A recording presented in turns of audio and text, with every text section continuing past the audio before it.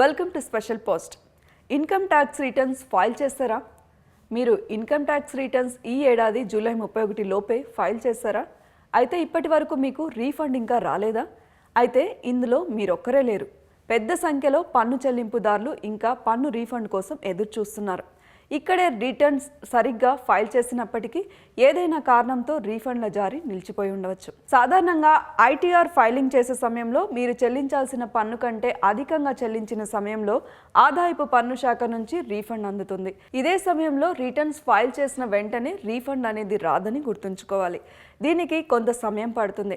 IT శాఖ మీ returns process చేసి మీకు ఇంటిమేషన్ పంపించిన తర్వాత రీఫండ్ జారీ చేస్తుంది. సాధారణంగా రీఫండ్ వచ్చేందుకు 4 నుంచి 5 వారాల సమయం పడుతుంది. కొందరికి ఇప్పటికీ రాకపోయి కూడా ఉండవచ్చు.